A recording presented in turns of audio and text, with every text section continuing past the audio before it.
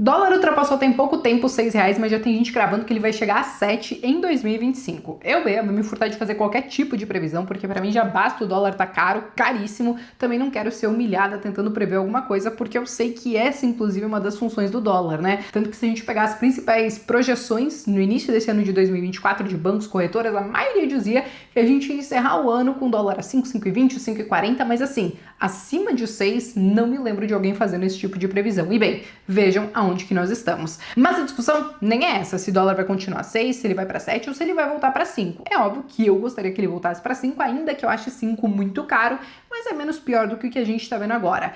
A discussão que de fato está acontecendo nesses últimos dias é em relação à atuação do Banco Central. Tanto que saiu essa matéria aqui. Banco Central vende dólar 113 vezes com Bolsonaro e apenas uma vez com Lula. Muitos têm apontado o dedo para o Banco Central de ter uma mudança drástica na forma de atuar e, de fato, quando a gente compara esses números, teve uma grande mudança, mas muitos têm falado que tudo isso é apenas culpa de Roberto Campos Neto, que é o presidente do Banco Central, que já está de saída, né, e que foi indicado pelo Bolsonaro. Só que muitos esquecem que quem é diretor de política monetária do Banco Central é o Gabriel Galípolo, que sim também decide, né, com o Roberto Campos Neto se eles vão fazer alguma intervenção no mercado. E o Gabriel Galípolo, ele foi indicado do atual governo e ele vai assumir então o cargo do Roberto Campos Neto como presidente do Banco Central a partir do ano que vem. Então, eu quero trazer nesse vídeo de hoje algumas ponderações a respeito dessa atuação do Banco Central, trazendo alguns dados históricos desde o governo Dilma até agora para a gente entender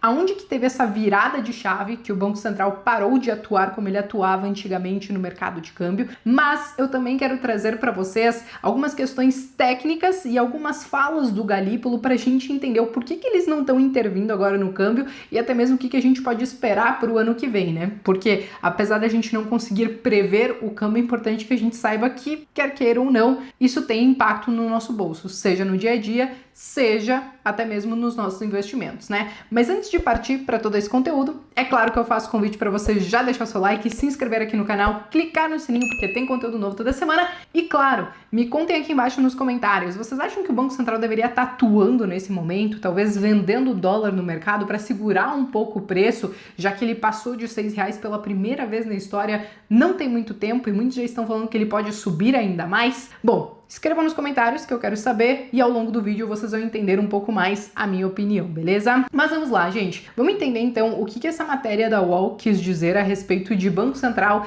intervir 113 vezes no governo Bolsonaro e apenas uma vez no governo Lula, né? A verdade é que nós tivemos mais do que uma intervenção esse ano do Banco Central no dólar, mas nós temos que entender que existem diferentes maneiras dele fazer isso. O que essa matéria está se referindo é a respeito dos leilões à vista, que é quando o Banco Central ele chega no mercado e ele despeja dólar, ele vende dólar sem nenhuma contrapartida.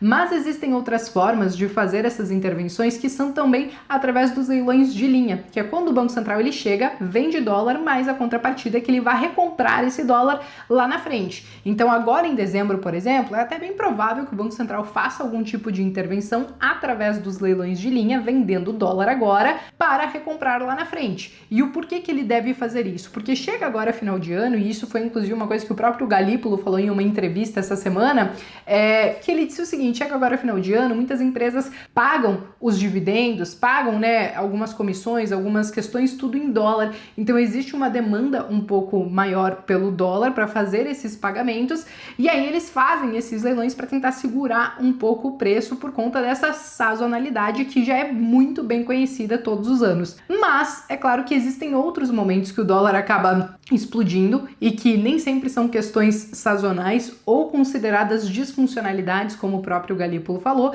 mas é bem verdade que agora em dezembro pode ser que a gente veja alguma intervenção. Sobre as intervenções que a gente teve agora ao longo desse último governo, não foi uma única vez então. É bem verdade que a gente só teve um leilão de linha até então, que aconteceu ali em 29 de agosto. Então aqui, ó, a BC intervém e anuncia leilão de dólares de até 1,5 bilhão, mas nós já tínhamos tido uma intervenção, que foi a primeira que aconteceu lá em 2 de abril, que ele fez a primeira intervenção no câmbio no governo Lula, então nesta terça-feira, é o que diz essa matéria.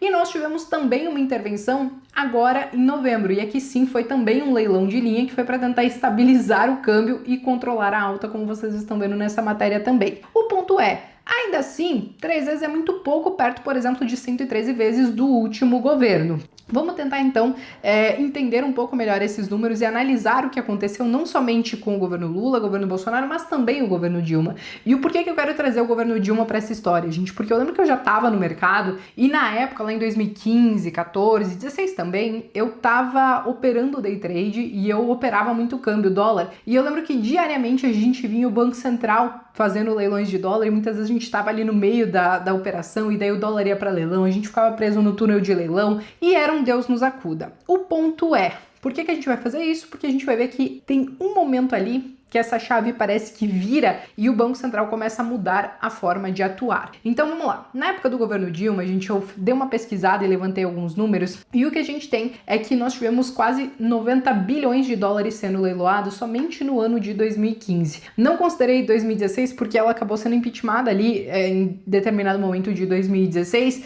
e aí eu não consegui separar essas informações de uma forma tão precisa. Mas ainda que em 2015 a gente tenha tido tudo isso de leilão de dólar, ele saiu de 2,69 em 2014 para 3,94, que foi uma alta de mais de 46,5%. Ou seja, mesmo com todo esse leilão de dólar que aconteceu, ainda assim não foi o suficiente para segurar o câmbio. Na época eu lembro que a gente estava vivendo uma crise econômica, a gente estava falando sobre impeachment, nós tínhamos as notas do Brasil sendo rebaixadas, né, grau de investimento, então tava um caos, não teve jeito, nem com leilão de dólar conseguiram segurar a alta de 46%.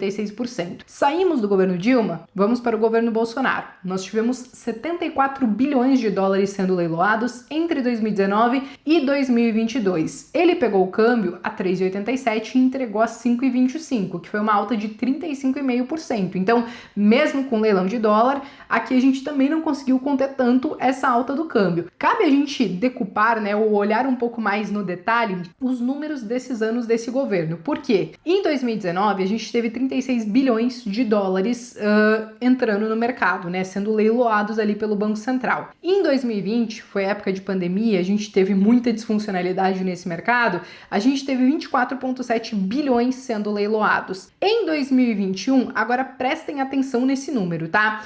Em 2021, o Banco Central ganhou independência logo ali no primeiro semestre, no início do ano. E aí, o Banco Central, ele reduziu drasticamente, inclusive, os leilões em 2021. Será que é alguma coincidência? Em 2021, eles leiloaram 11 bilhões de dólares aproximadamente, e quando chegou 2022, que foi onde a gente viu o dólar subir bastante, muita gente questionava, o que vai chegar a 6, a gasolina ou o dólar? Porque sim, quase chegou a 6, aqui nós tivemos apenas 571 milhões de dólares sendo leiloados em 2022 pelo Banco Central. Então eu vejo que de 2021 para frente, a gente teve uma virada de chave ali quando o Banco Central ganhou a sua independência e as suas intervenções no câmbio foram ficando cada vez menores, inclusive agora no atual governo Lula. A questão é, mesmo que o Banco Central tenha reduzido essas intervenções, não quer dizer que ele está impossibilitado de fazer. O Gabriel Galípolo, juntamente com o Roberto Campos Neto, eles podem sentar, discutir ali com o comitê deles se eles vão intervir ou não no câmbio. Só que aí foi questionado isso, inclusive, em um painel que o Galípolo participou essa semana, e eu quero compartilhar esse trecho com vocês agora. A gente vê esse debate aqueceu bastante nas últimas semanas, críticas, o Banco Central poderia ter feito algo para evitar a depreciação do câmbio. Você tem alguma avaliação sobre isso? Há instrumentos ali, não estou falando agora de juros, política monetária, estou falando de intervenção mesmo, e está na sua diretoria, está sob seus auspícios ali. Como é que você imagina essa gestão para frente? Qual a sua cabeça em relação a isso? A resposta nossa sempre padrão é aquela famosa, né? O Banco Central só faz atuação no caso de disfuncionalidade, vocês estão cansados de ouvir essa discussão. Essa questão de resposta padrão que ele diz é a resposta padrão que eles dão para o mercado, né? A população, no geral, nem sabia que o Banco Central podia atuar em momentos de disfuncionalidade ou nem sabe o que é uma disfuncionalidade. Ao longo de toda essa grande entrevista dele, desse painel que ele participou, ele inclusive ele explicou a diferença de disfuncionalidade, o que é disfuncionalidade disfuncionalidade, o que não é disfuncionalidade. Então, ele disse o seguinte: final do ano agora, que nem eu expliquei para vocês, existe demanda por dólar por saída de pagamentos em dólar. Então, isso pode fazer com que o câmbio suba. Isso é uma disfuncionalidade sazonal que eles já conhecem no mercado e que eles podem acabar fazendo alguma intervenção a respeito disso. Agora, o que eles não consideram, por exemplo, uma disfuncionalidade é um estresse momentâneo, por exemplo, do mercado em relação a alguma questão política, como a gente viu acontecer agora nesse último mês. Tanto que deixa eu colocar a resposta que vocês vão entender um pouco melhor o porquê que eles não estão matando no peito essa alta do dólar que a gente viu nesse último mês. O câmbio flutuante, como a gente está vendo, é um dos pilares da nossa matriz econômica essencial para que a gente possa passar por momentos como esse que a gente está vendo agora. Então, eu não vejo nenhum tipo de mudança significativa. O câmbio flutuante está cumprindo seu papel muito bem ali e a gente segue só fazendo atuação em casos de disfuncionalidade, como a gente conhece bem. Pô, tá lá, tem 370 bi de reservas, por que não segura no peito e coisas desse tipo? Quem está no mercado e está assistindo sabe que não é assim que funciona e efetivamente a gente vai continuar fazendo atuações só por questões de disfuncionalidade como essa, de você ter uma sazonalidade final de ano de dividendos que vão para fora, coisas desse tipo. Basicamente, o Galípolo disse nesse painel que eles não vão utilizar as reservas cambiais para tentar segurar a questão cambial no peito, porque eles não consideram o que está acontecendo, esse estresse político, como uma disfuncionalidade. Diferente, por exemplo, do que muitos estão querendo acusar, de que o câmbio só está subindo por uma especulação do mercado. Só que a impressão que dá é que isso geralmente surge de quem talvez não entende da impossibilidade da gente juntar vários agentes do mercado, do Brasil, fora do Brasil, lá da Índia, do Japão, em outros cantos do mundo, juntar todo mundo numa salinha e sair um combinado bem combinandinho e dizer assim, gente, vamos todo mundo se juntar e jogar dólar para 6, jogar dólar para 7. Não é assim que funciona, né, gente? A gente tem o câmbio flutuante sujo, tem vários players no mercado negociando de diversos cantos do mundo, inclusive, diversas corretoras, diversos bancos, e aí é claro que tem gente que tem posição comprada, tem gente que tem posição vendida, e é isso, entendeu? É muito difícil a gente achar que de fato o mercado vai conseguir combinar para onde que eles querem exatamente jogar essa questão do câmbio. Então, entendendo isso, o Gabriel Galípolo, ele entende que esses últimos movimentos que a gente teve do câmbio não foi uma disfuncionalidade, foi um estresse pelas questões políticas, fiscais, também teve a questão das eleições dos Estados Unidos, então que não adiantaria muito ele atuar e gastar reserva nesse momento para segurar o câmbio, porque poderia inclusive acontecer o que aconteceu na época do governo Dilma. Tinha tanto estresse, tanta desconfiança naquele momento acontecendo, que às vezes o mercado, o Banco Central chegava e leiloava dólar no mercado, o mercado absorvia rapidamente aquele dólar que estava sendo vendido e subia muito mais. Então, eles entendem nesse momento que não adianta fazer algum leilão de dólar, porque meio que vai ser para queimar reserva, vai ser meio que gastar ficha à toa. E existe uma outra questão que eles acabam analisando a respeito dessa questão do dólar, que é justamente o saldo em dólar. Na época do governo anterior, no final das contas, o governo ele fechou com um saldo negativo de saída, né, de dólar de 750 milhões de dólares. Nesse momento, o que nós temos do governo atual